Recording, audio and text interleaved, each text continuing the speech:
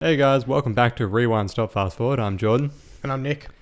Today we're bringing to you our review for Ad Astra. We saw it last night and we're just going to give you our general kind of non-spoiler thoughts on the film. So sit back, relax and enjoy the video.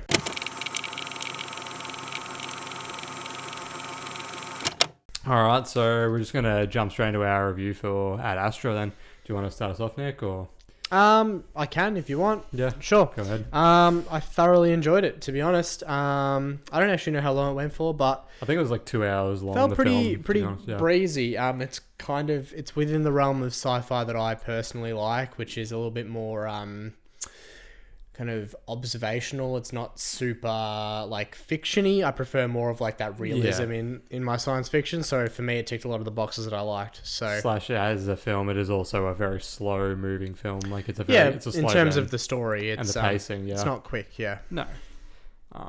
But I think let's just start because one thing I know across the board, a lot of Did you people, like it? Did you want to give your... Yeah, sure. Well, I personally really liked it as well. Yeah, Yeah. I'm the same with you.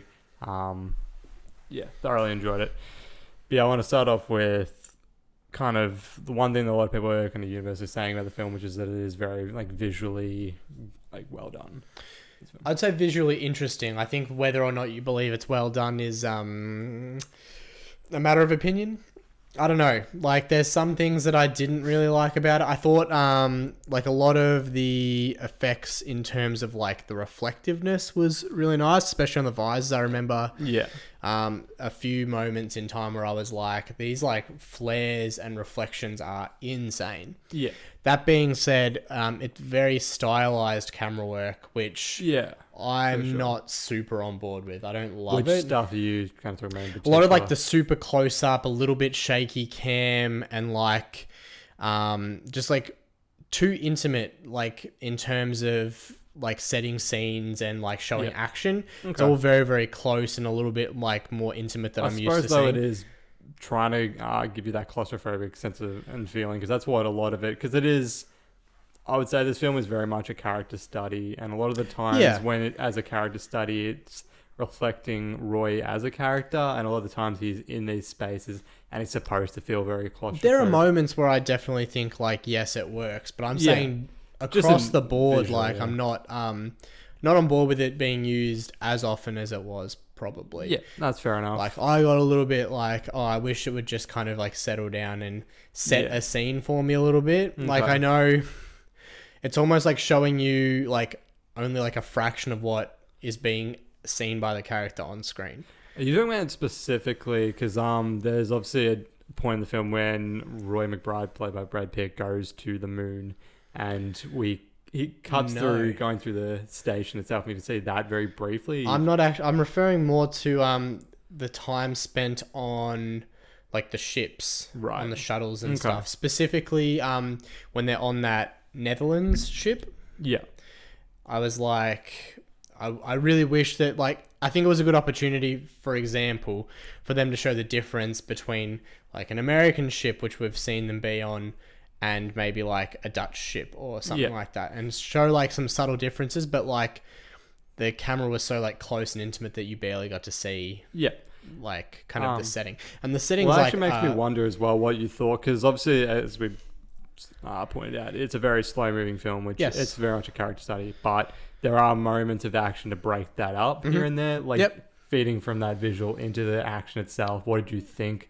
of how the action was handled? I think the action was done really well. I don't mind the action being drawn in and kind of claustrophobic, because like that emulates a mood that is being experienced in that moment, I guess. In relation to that, I also think that it's worth noting the audio work. Yeah. Because that's all done kind of from in the perspective, like in some of those moments, from the perspective of someone wearing a helmet. So like the characters are the silence.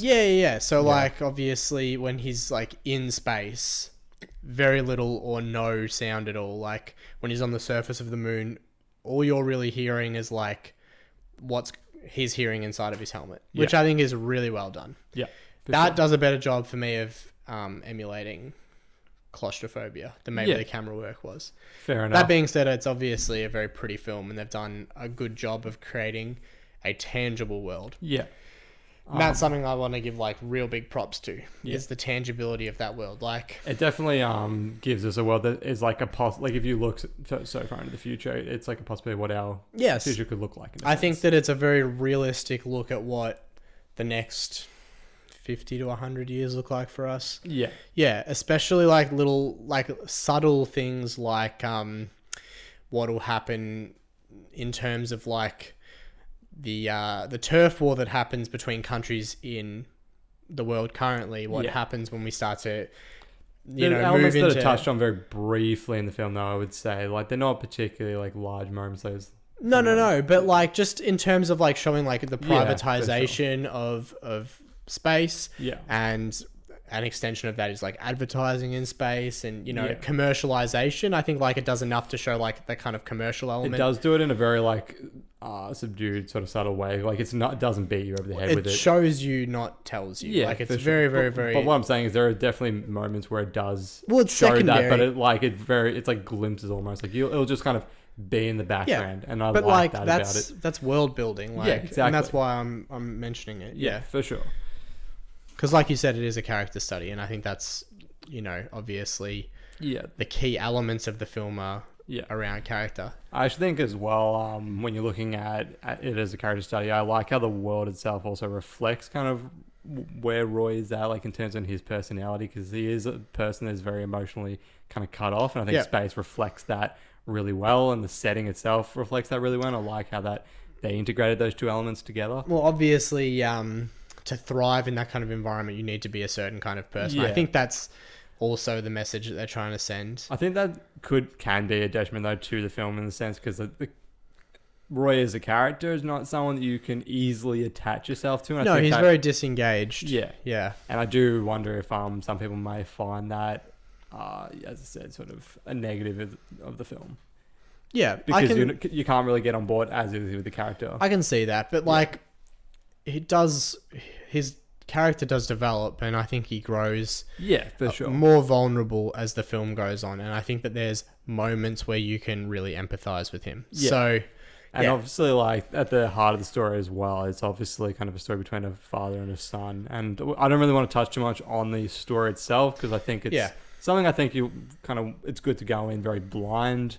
I think you kind of get a good experience out of it in that sense. I think that while that is a very important part of it, I don't think that that's like a massive... It's not the most integral part of it, but it feeds really heavily into Roy as a character, and again, to that character. It's more just about him learning to kind of figure out what his priorities are in life, I guess. Yeah.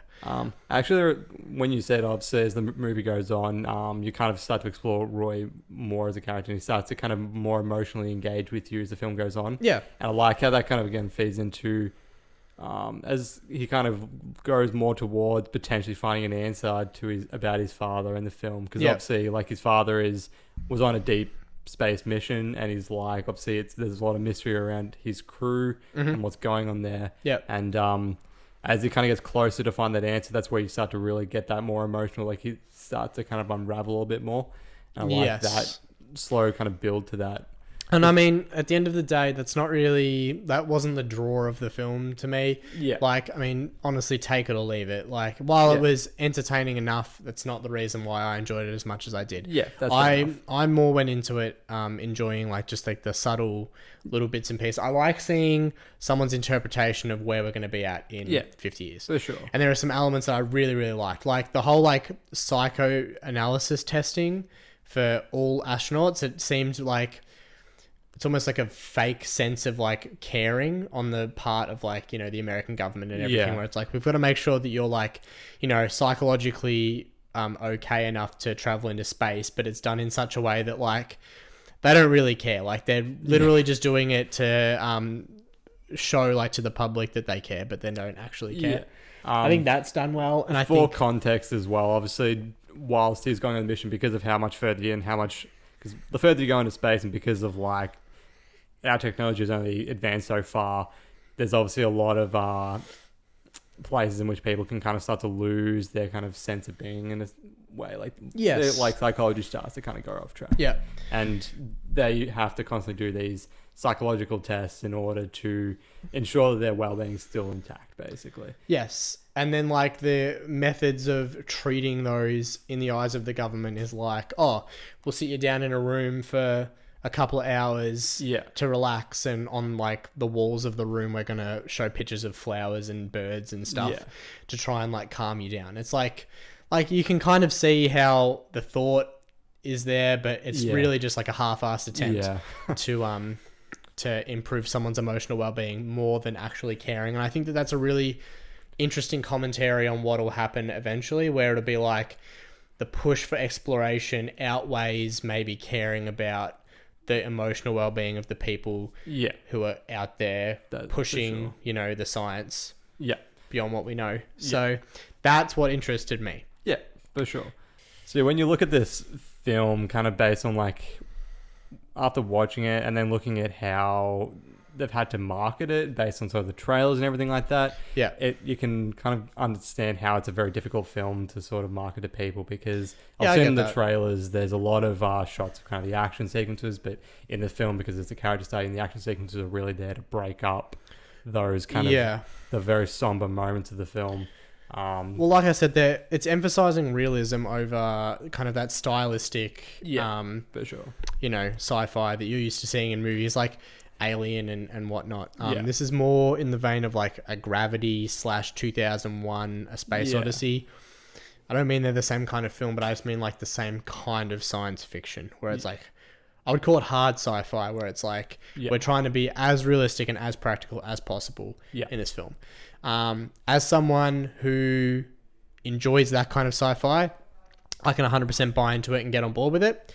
Although I can see how people, even if you like sci-fi but not that kind of sci-fi, could really be disappointed by this movie. Yeah. Not that I was. So there's a couple other points I really wanted to bring up. One being the performances across the board in the film, especially by Brad Pitt, which I think he's absolutely phenomenal here. Yes, well, obviously he has to carry the film because it's a character study. He's pretty much the only actor who gets a significant amount of screen time. Although the supporting cast all does a pretty good job as well. I really like Ruth Negga. I really like Donald Sutherland. Yeah. Tommy Lee Jones. Tommy Lee Jones does a good job, But yeah, like in particular with Brad Pitt, there's so many times throughout this film where he has to convey and evoke so many emotions without obviously having much like dialogue, so to speak, and how he conveys it is very powerful. I think obviously going like, it's almost like a transition from someone who is very, very cold and shut off into someone who like obviously becomes a lot more vulnerable as the movie goes on. So you have to. You see that shift pretty well in his performance, which I think is good. And again, it's very subtle. It's nothing that beats you over the head. It's very just moves gradually, and he does such a great job doing that. Again, aside from Once Upon a Time in Hollywood, I haven't seen him this good in such a long time. Yeah, I agree. And another thing I wanted to bring up was the score for the film as well. Okay.